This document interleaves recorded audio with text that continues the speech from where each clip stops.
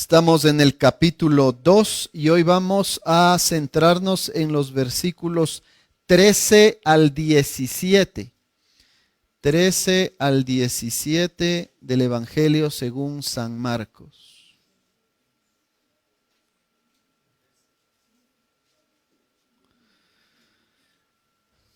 Esta es palabra de Dios, infalible e inerrante.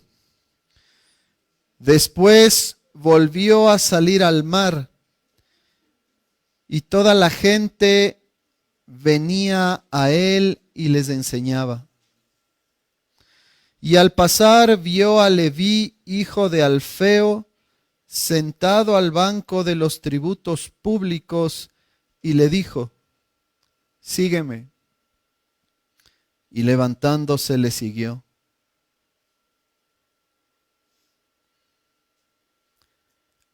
Aconteció que estando Jesús a la mesa en casa de él, muchos publicanos y pecadores estaban también a la mesa juntamente con Jesús y sus discípulos, porque había muchos que le habían seguido.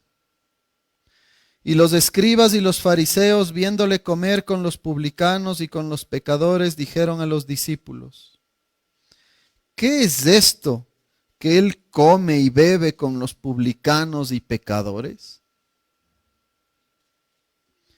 Al oír esto, Jesús les dijo: los sanos no tienen necesidad de médico, sino los enfermos. No he venido a llamar a justos, sino a pecadores. Amén. Oremos.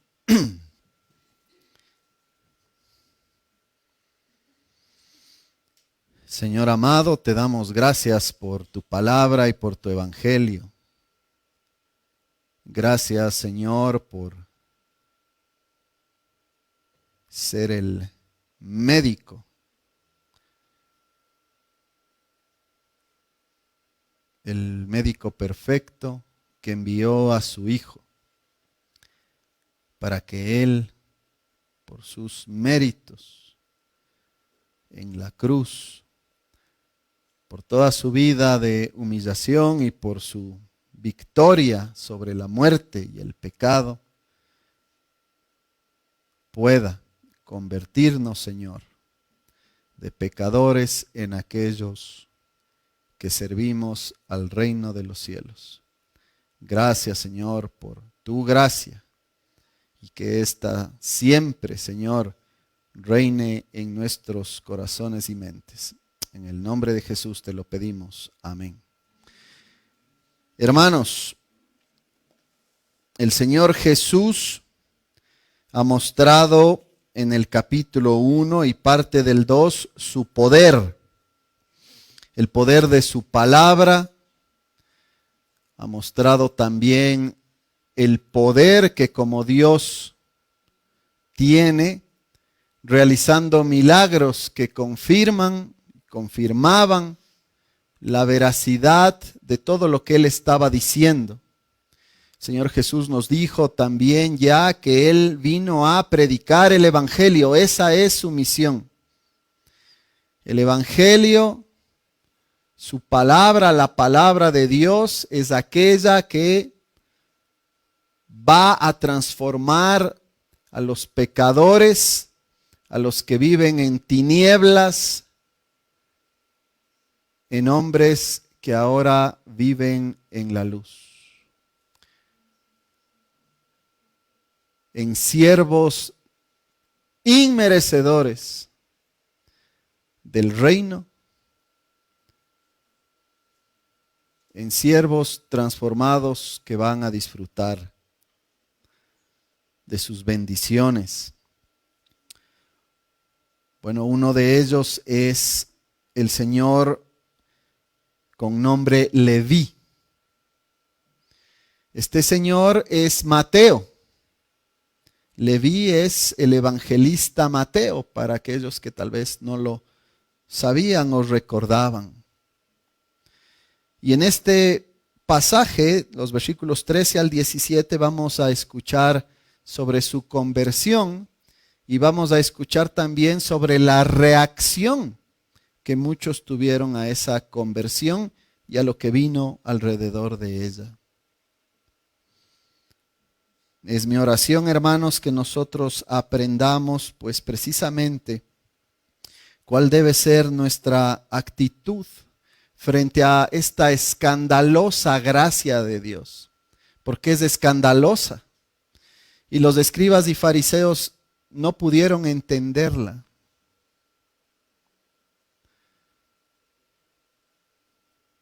En consecuencia, muchos de ellos, pues, murieron rechazando esa precisa gracia que Cristo trajo al mundo.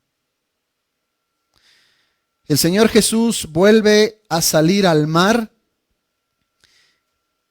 Referencia interesante, porque antes también cuando salió al mar reclutó a varios hombres que iban a ser pescadores, ya no de peces, sino pescadores de hombres, llamados a ser siervos del Evangelio. Entre esos Pedro. Sale al mar y mucha gente venía a él. Como decía hace un momento en la introducción, pues Jesús ya es famoso por su predicación y por las muestras de poder que él realizaba como el Hijo de Dios, como el Mesías, para que no haya duda entre el pueblo de Israel de que él es precisamente el Hijo de Dios, el Hijo del hombre, el Mesías, insisto, el Cristo prometido en el Antiguo Testamento. ¿Y qué hacía? Les enseñaba, porque a eso vino. Por eso es que no podemos dejar de insistir también en contra de estas expresiones de cristianismo equivocado que enfatizan los milagros antes que la palabra de Dios. Hay un mal entendimiento ahí. Jesús cuando vino, no vino a darnos ejemplo de que nosotros también podemos hacer milagros. Jesús es el Hijo de Dios. Jesús es el Mesías. Jesús es el Cristo. Nosotros no. Sus milagros son confirmaciones de quién Él es. El Rey del universo. Insisto, el Hijo de Dios. Él vino a enseñar. Y esa enseñanza, hermanos queridos, esa enseñanza transforma. Esa enseñanza, la palabra de Dios, cambia vidas. La palabra de Dios hace que alguien que está entregado totalmente al pecado pueda convertirse en un evangelista que va a ser conocido pues por prácticamente todo el mundo y todas las generaciones, como es el caso de Leví o de Mateo. Jesús entonces les enseñaba y mientras pasaba, ve a este hombre, Leví, hijo de Alfeo. Es interesante que Marcos incluya hijo de Alfeo, ¿no? Por si acaso tengan dudas de quién es, pueden ir a averiguar. Obviamente no nosotros, pero sí la gente que tal vez leía esto. Leví estaba sentado al banco de los tributos públicos. Y aquí tenemos que detenernos para aclarar qué significaba ser servidor del SRI de esa época. Hoy oímos, bueno, servidor, ¿no?, de los tributos públicos, bueno, no hay problema, ¿no? Servidor público. Bueno, en esa época había muchísimo problema con esto.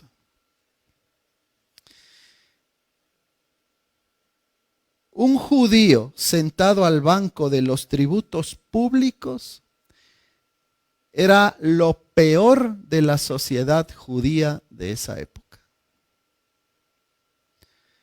Era considerado un traidor de la patria, de la nación. ¿Por qué? Porque ellos eran siervos de los romanos. Los romanos cobraban impuestos Y si nosotros nos quejamos de la carga impositiva actual, no se imaginan lo que sucedía en esa época. Por cualquier cosa había impuesto. Y entonces el Leví era uno de los que, contratado por algún romano, recaudaba de esos impuestos. Aparte, tenían la costumbre de añadir algo más. Y ese algo más servía ¿para qué? Para tener su propia tajada. Y había que pedir un poco más también para pagar a toda la cadena, porque era una cadena realmente. El romano, otro judío, otro judío, otro judío, y había que dejarles la tajada a todos para que luego se pague lo que Roma exigía. Los cobradores de impuestos de esa época no solamente eran considerados traicioneros a su patria, a su pueblo, abusivos, sino efectivamente gente despreciable, amante del dinero. Lo más importante para ellos era el dinero. Su Dios era el dinero. Este es Leví. Idólatra, amante del dinero, lo peor del pueblo judío y en consecuencia un marginado, un traidor a su propio pueblo. En otras palabras, si usted piensa, ¿quién es aquel que jamás se convertiría porque es de lo peor de esta nación? Bueno, ese era Leví. Lo peor de lo peor. ¿Qué mérito tenía entonces Leví o Mateo para ser salvado por Jesús? Ninguno. Leví merecía el castigo de Dios. En un sentido, Leví merecía también el desprecio de su pueblo por todas sus actitudes.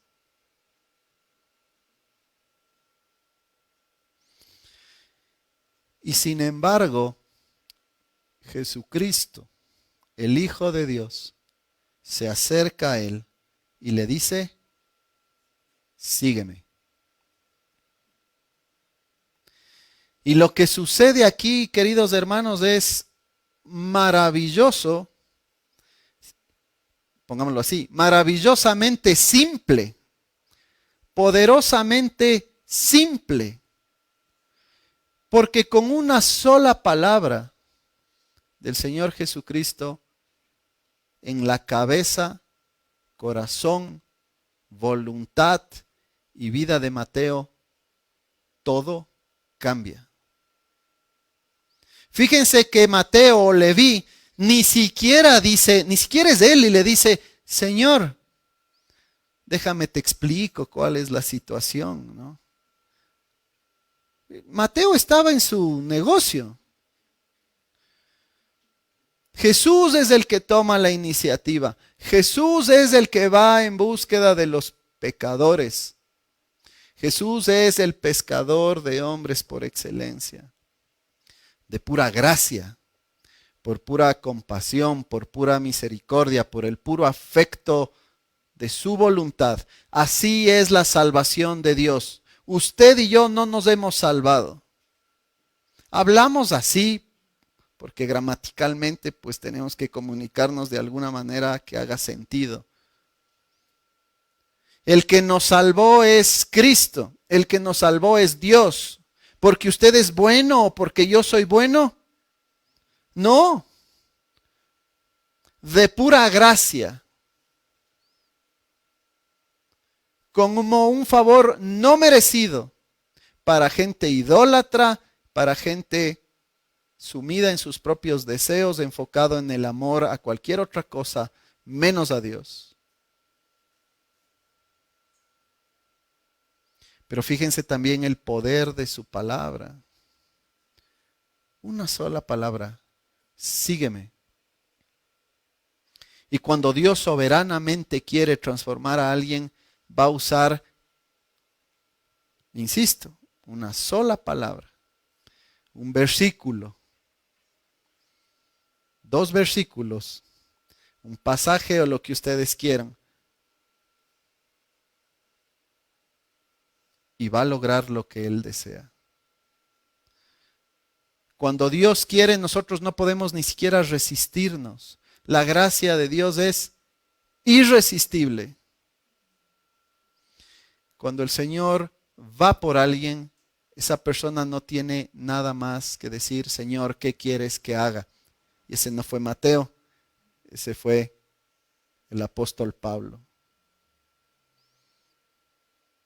Cuando Pablo perseguía a los cristianos para matarlos.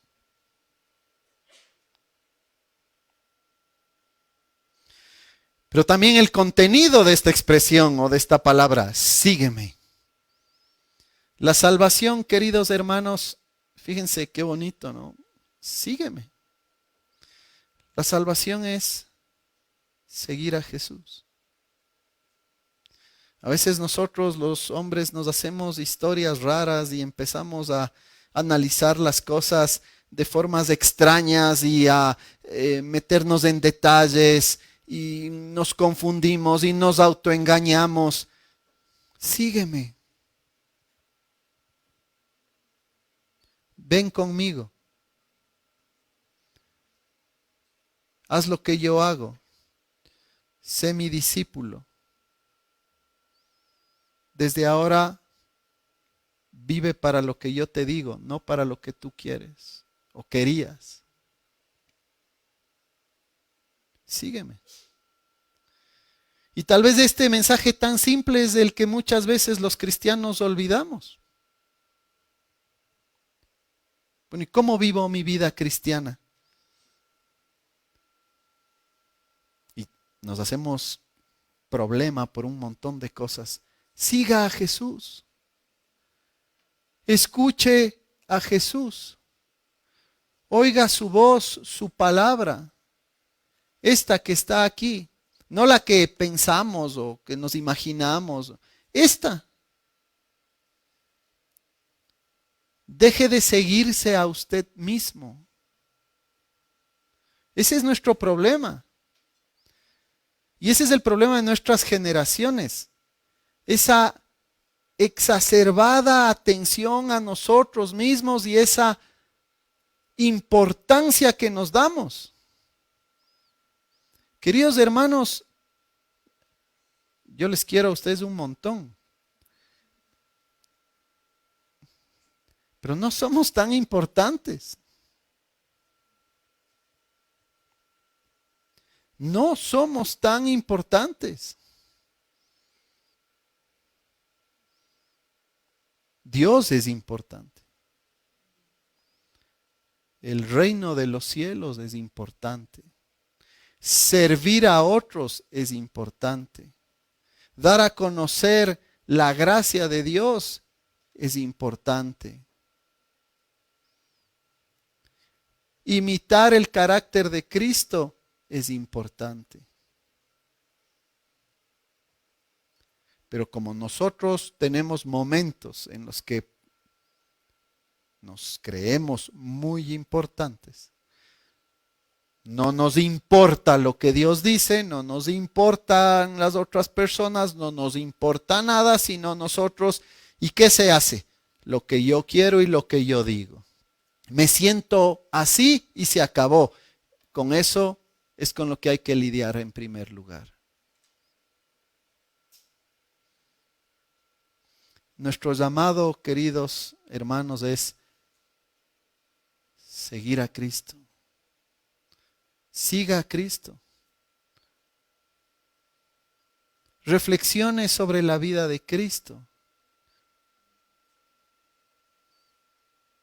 ¿Qué es lo que Él hizo en la cruz?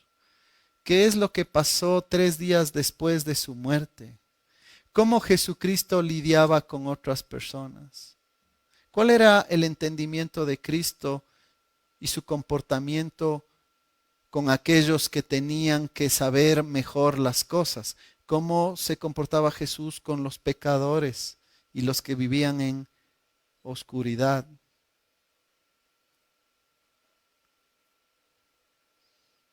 Cómo hablaba, cómo se comportaba, qué hizo.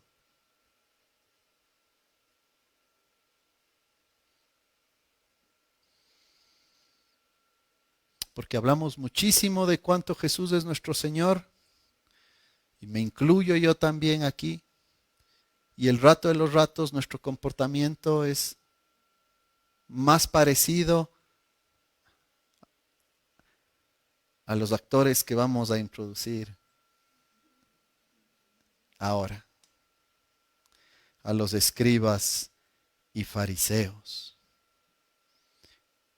o a veces a los publicanos, que eran los cobradores de impuestos, otra forma de decirlo, y los pecadores en forma general. Mateo no tiene ninguna otra opción ante el llamado de Dios sino seguirle. Se acabó. Su vida es otra, inmediatamente. Le siguió. ¿Y qué pasa? No nos dice el texto, pero podemos nosotros asumir que Leví le dijo: Señor, te sigo, pero ahora quiero que vengas a mi casa. Aconteció entonces que estando Jesús a la mesa en casa de él, se refiere a Leví o a Mateo, lo cual quiere decir que Mateo, Leví, quería mostrar su gratitud. Esas son las expresiones pues más comunes de la humanidad, ¿no? La comunión, el comer juntos, el estar cerca, mostramos amor, mostramos gracia. Resulta que también invitaron entonces a muchos publicanos y pecadores que estaban en la mesa con Jesús y sus discípulos, porque había muchos que le habían seguido.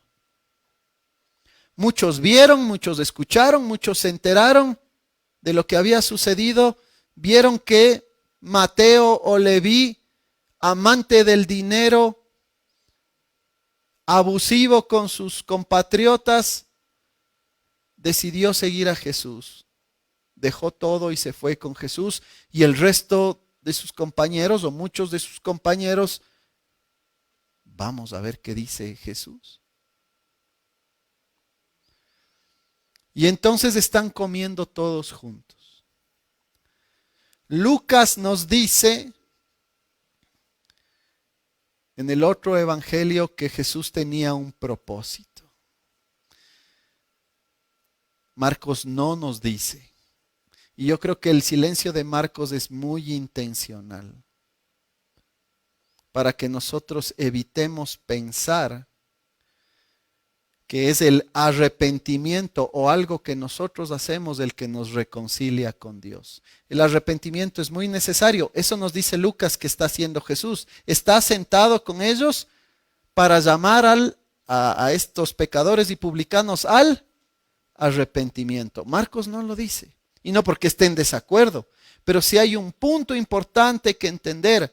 Nosotros no somos reconciliados con Dios por algo que hacemos o porque nos hemos arrepentido, sino porque Él quiere de pura gracia para que nos arrepintamos. Si usted piensa que su arrepentimiento es la causa por la cual Dios le ama, usted está equivocado. Y se ha otorgado, consciente o inconscientemente, un mérito, lo cual Dios detesta. Porque la salvación es por gracia solamente para que nadie se gloríe, dice Pablo en Efesios 2. Nuestro arrepentimiento es consecuencia de, no la causa de nuestra salvación. Es la gracia de Dios la causa. Solamente la gracia y la misericordia de Dios.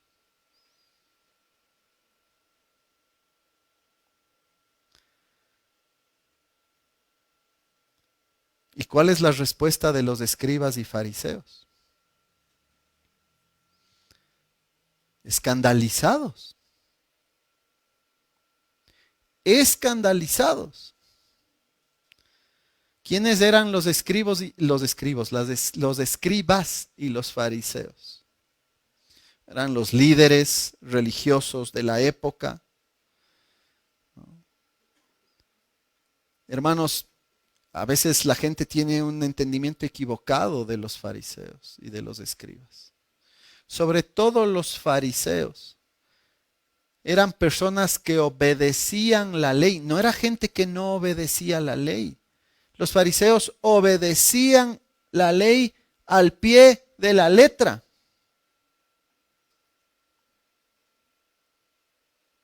Es más, se inventaban leyes adicionales que explicaban cómo hay que obedecer una ley dada por Dios.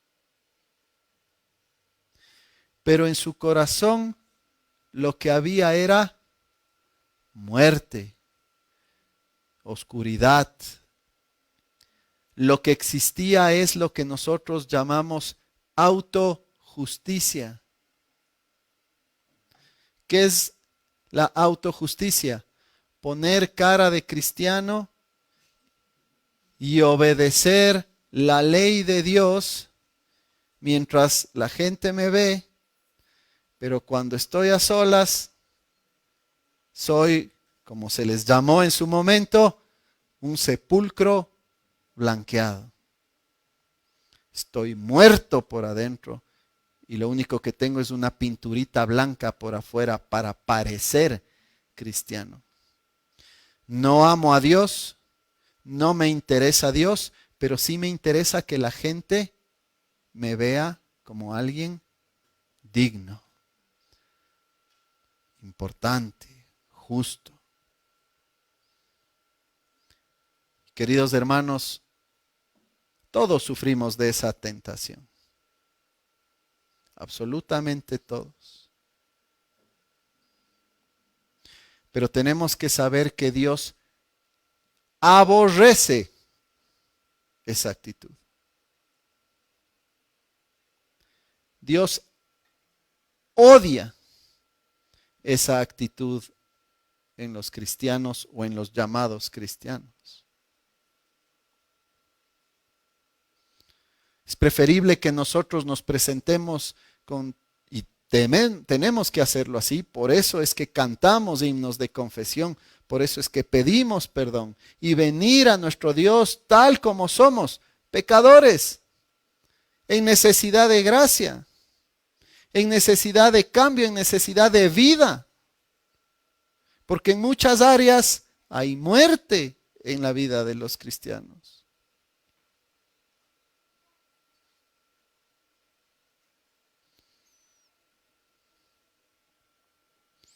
Estos escribas y fariseos, obedientes externamente, se escandalizan de la gracia de Dios. Le ven comer con los publicanos y los pecadores. Recuerden, los publicanos son los cobradores de impuestos, es otra palabra para ellos. Y los pecadores en general, ese término es bien interesante. En esa época se utilizaba para describir a todos aquellos que no sirven para nada. A todos los que no son como nosotros. No son tan obedientes como nosotros. No son dignos como nosotros. Allá.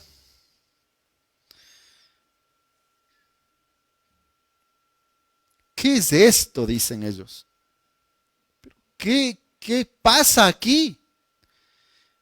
Que Jesús come y bebe con publicanos y pecadores. ¿Cómo va a ser posible esto? Hermanos queridos, este es un buen test para nosotros.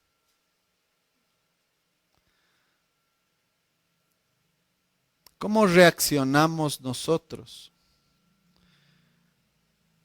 cuando alguien que no es cristiano, alguien que camina alejado de Dios, alguien que tiene un estilo de vida rechazable por la ética cristiana, alguien que no ama a Dios, un pecador, es expuesto al Evangelio?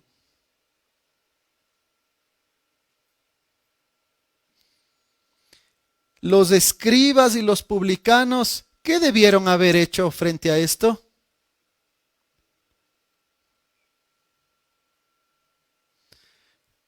Aquellos que supuestamente conocían todo el Antiguo Testamento de memoria, ¿cómo tenían que reaccionar al hecho de que el Mesías está hablando con pecadores? La respuesta tenía que ser de gozo. La respuesta tenía que ser de oración. La respuesta tenía que ser favorable a que aquellos que viven en oscuridad y para quienes había sido prometido un Mesías, estaban frente a él para ser restaurados, para ser llamados al arrepentimiento, para ser ganados para el reino de los cielos. El paralelo es este. Resulta que llega acá alguien, o en algún estudio bíblico, o en algún tipo de circunstancia en la que el Evangelio esté siendo enseñado, y llega alguien con todos los pecados que usted se pueda imaginar. ¿Qué va a hacer? ¿Cómo voy a comer yo con este pecador? Fuera de aquí. Ahora, hermanos, no se queden con el comer. El foco no es el comer. O sea, aquí no estamos hablando si podemos o no podemos comer con pecadores. Ese no es el punto, no es el fondo. Porque también tenemos otro problema, y es abusar de este tipo de cosas. ¿Y cuál es ese abuso? Ah, no, Jesús comía con pecadores y entonces yo por eso ando con mis panas ultra pecadores y tengo comunión con ellos porque así hizo Jesús. No es eso lo que está haciendo Jesús aquí. Jesús tiene un propósito y el propósito está ejemplificado con Leví. Sígueme. De lo que hablaba Jesús con ellos es, sígueme. Y Lucas lo confirma cuando dice, yo he venido a llamar a los pecadores al arrepentimiento. No se confundan. Debemos tener comunión con mucha gente en el sentido de tener contacto, por supuesto, porque si nosotros no tenemos contacto con no creyentes, ¿cómo vamos nosotros entonces a compartir el Evangelio? Debemos tener comunión, contacto con ellos para ser como ellos. No. Huya por su vida, corra. ¿A quién sirve usted? ¿A quién servimos? Es la pregunta. La autojusticia, hermanos, el legalismo, el fariseísmo, es el principal bloqueo en la misión de la iglesia. Cuando nosotros nos creemos mejores que otros, nunca vamos a poder verles con compasión. Cuando nosotros nos creemos más justos que otros, más merecedores que otros, jamás vamos a acercarnos con la urgencia de decirles, tienes que seguir a Cristo.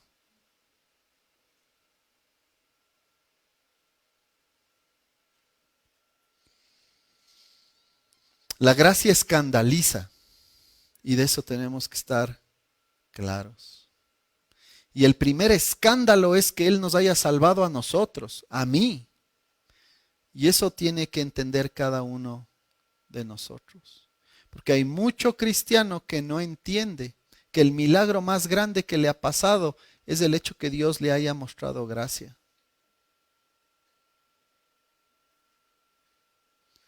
Que el milagro más grande es que Él nos haya dado oídos para responder a ese sígueme. Y que el pecador más grande no es el otro. Que el pecador más grande soy yo.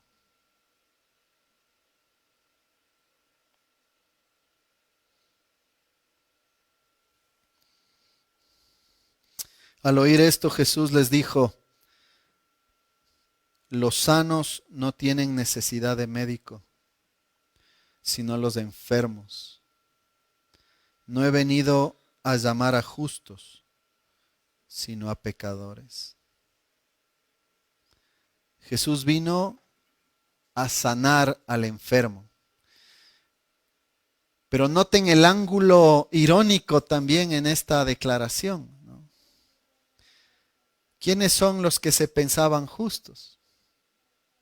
¿Quiénes son los que se pensaban sanos?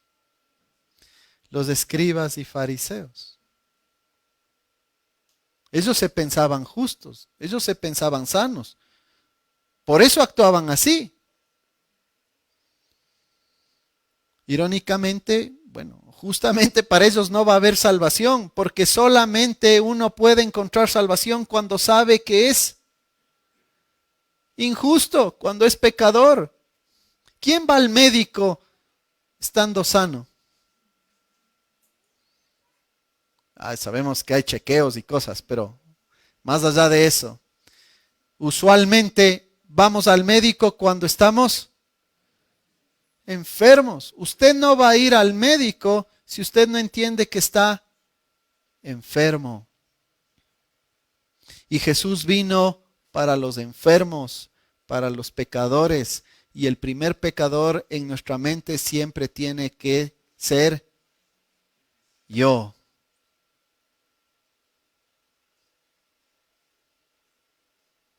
Si nos olvidamos de eso, nosotros empezamos a comportarnos como escribas y fariseos. E insisto, esto no es, o este no es un pasaje para apoyar el antinomianismo o para promover el pecado o la comunión con gente que no teme a Dios y luego terminar haciendo lo mismo que ellos hacen. No estamos hablando de eso.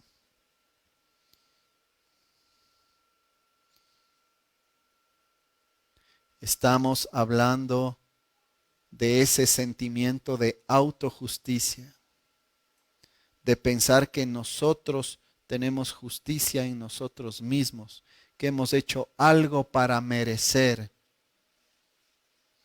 y que pensamos que nuestro pecado es menos grave que el del otro. Haga esta prueba. Si usted se escandaliza del pecado del resto, es muy probable que usted no está siendo lo suficientemente justo o justa en evaluarse a sí mismo.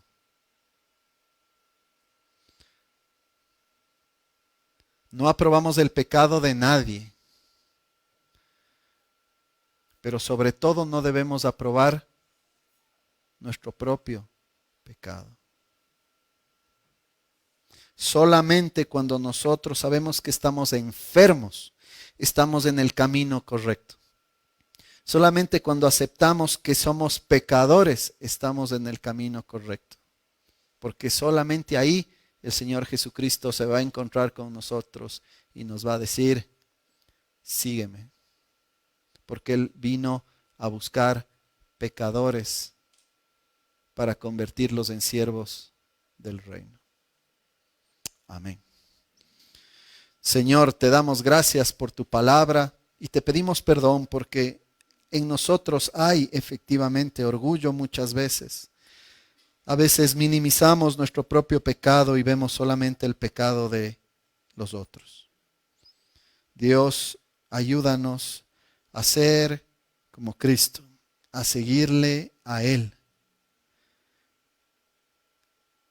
a rechazar el pecado, a aborrecerlo, de tal manera que busquemos nosotros en primer lugar cada vez más a nuestro Salvador y para ser instrumentos para que otros también se encuentren con Él. Amado Dios, queremos seguirte y pedimos que nos bendigas en ese propósito. En el nombre de Jesús te lo rogamos. Amén.